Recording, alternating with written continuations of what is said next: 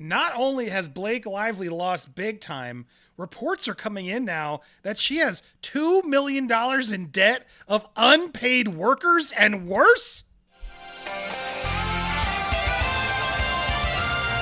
Welcome to Popcorn Planet. I am Andy Signore here in Arizona, back with It's Kim as well. We've been live trying to make this show work. It's kind of working. It's been a fun show. If you want to watch the whole crazy show, you can go over to our website. Always watch the full multi-hour show. And today's sponsor is my mom over at Gourd Fine Art. You guys can pick up a special item we made special for her to help her with her recovery. All proceeds will go to that. Don't be afraid to go out of your gourd. A nice sticker. All sales. You can get multiple sizes, 3x3, 4x5, 6x6. All proceeds of this sale going towards her and her treatment, and just also would be badass and give her some fun to see people enjoying her art. Those are all her gourd arts around the other, and she's going to be sketching and making this as a piece later. So stay tuned. You can always learn more over at gourdfineart.com. Go support her. She's a badass and a survivor, and going to get through all this cancer nonsense. And we love her and support her. So please, if you want to help, that's how you can help. That'd be very, very cute of you and supportive of you. But we are here to talk about Blake Lively, of course, because that's annoyingly what we do, Kim. And is she broke? Is that what's happening? Are they actually going to be running out of money? Will she have to go Met Gala for money? Could that actually happen? I'm proud of the thumbnail. I just wanted an excuse to show it again, Kim. But the reality check that's coming in now is the fact that, well, there's a couple things. Before we get into this crazy story, the fact that they might be Kanye West in that they owe a lot of people money. Allegedly. Allegedly for a lot of work. We'll learn more about it. Before we get to the more recent, let's go back. And it's funny, Kim, you brought this up. The media clearly wants Judge Lyman's ruling and they want to continue the story. So they're just resorting to old shit we already know, rephrased with headlines that make it sound like it's new. Blake Lively didn't get a cent of $30 million sought prior to settlement. Like, duh. That was being said like the day of. What are we talking about? On May, it was like May the 4th or May the 5th. We are like May 19th. Why is this still a massive headline? It doesn't make any sense. And it's been confirmed by Blake's own lawyers, for the record, that she didn't get paid. Nobody got paid. Nobody signed an NDA, and everybody's talking because Blake has now sort of screwed it up by putting out this last-ditch effort, a Hail Mary, if you will. And Judge Lyman's just not having it. Lyman's like, dude, please don't say anymore. I'm done. And he's taking his time with it, too, because I think he's just fed up with them. He has no obligation or rush now to get this done. I'm sure there is definitely more pressing things in the court than this final question mark of will Blake get paid, which I would bet a lot of money she's not going to get paid at all. She lost big time, but she needed something. And there's even rumors that her lawyers were doing this, Kim. Remember, they were doing this potentially to avoid malpractice. There's a lot of theories that have been floating around. So many theories, so much speculation. It's been crazy. I mean, it's a mess. It is a blatant mess. So yeah, people are still out there. But look, more reports coming. Also, this is from Star, mind you, but take that with you, take it will. But look, this has taken a serious toll on both sides, and of course that's true. I don't even need to confirm that. This was such a mess for everybody involved. To imply it wasn't would be a lie. Financially, emotionally, it's been rough. Mm-hmm. It's definitely been rough on Justin, all the bad press he got for so long. Still, morons out there who haven't done any research trying to claim he's a bad person. And Blake's definitely taken a hit, I think deservedly, due to her own actions. That's the words of Sony and other people involved in this case. So yeah, not surprised that this is still the talk, but there hasn't been much news, to be honest. We are, during our lives, like to try to keep you updated. But here is some latest interesting news regarding this drama. There's now some behind the scenes drama happening over at Blake Lively's Paradise compound. Now, what's interesting about this, Kim, is I didn't realize they were, this huge mansion they were building in New York was a thing, because all the reports are saying that they want to fly out to live in Europe because they're so sick of being here. And so it's just kind of funny to me that now we're learning, there's like millions and millions of dollars they've spent over the past 8 years? Yes, it looks like this New York project has been going on for about 8 years. And we've been hearing kind of rumblings that maybe there was something to do with it. And I know some content creators started to report on it. Now the Daily Mail has come in and reported on it. But basically, they have this dream compound that they've wanted to make. And with this compound that I think they purchased it in 2018, I'm sure as we read through. You Yeah, guys will here it see is, more of the details. 2018. In the ritzy hamlet in town of Lewisboro, 60 miles, they swapped up surrounding parcels to create what Lively once described during a planning board hearing as a beautiful buffer for their growing family, despite already owning a $5.7 million home 8 miles away in Pound Ridge. She gushed over the secluded 110-acre state, calling it heaven and the most beautiful place in the world, claiming she and Reynolds plan to build an environmentally conscious luxury retreat where our neighbors will never see us. But their ultra-private dream compound has instead turned into an 8-year luxury construction saga that's now plagued more than $2.1 million in contractor liens and allegations of unpaid work. Westchester County filings reviewed by the Daily Mail show 5 separate contractors and subcontractors filed mechanics liens against the property in April of this year, totaling a staggering of over $2.1 million. Now, again, alleged. I don't know what's actually going on. I don't follow this kind of stuff. Who knows how accurate it is? But my God, previously seen last year, here it is as I guess they're building it out. They quietly began construction on this secluded 110-acre property. And then more purchases began in 2018. But the filings paint a picture of an ultra-luxury compound still deep in construction with plans including a sprawling main residence, a substantial pool house, a separate gym structure, a geothermal heating and cooling system, structural steel framing, custom copper roofing, septic infrastructure, evacuation work, high-end interior finishes.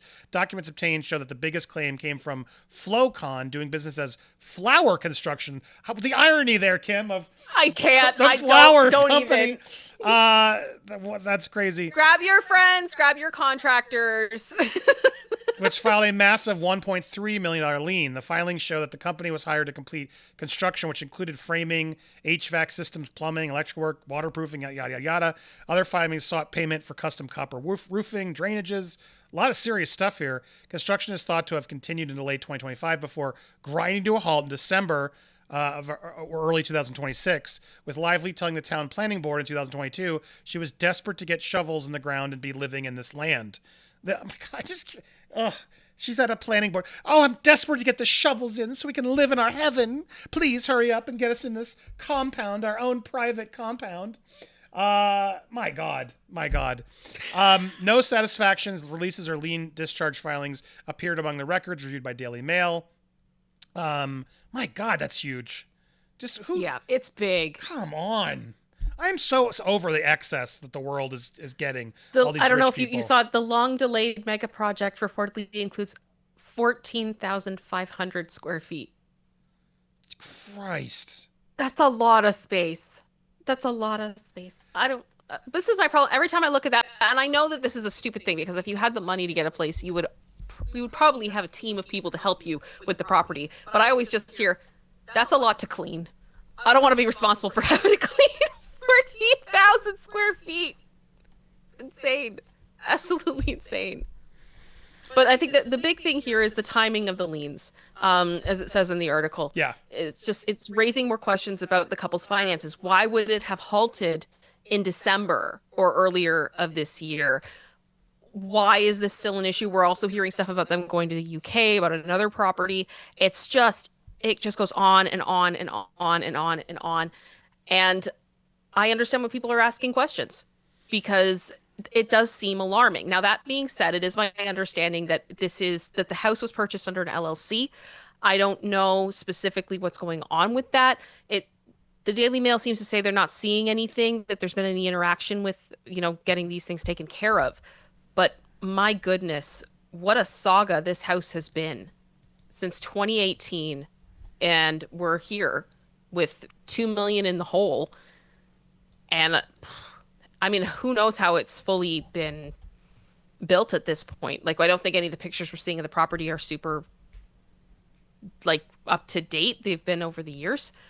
So she attended some planning hearings. We got to get a hold of that. I want to watch these. B's in the room.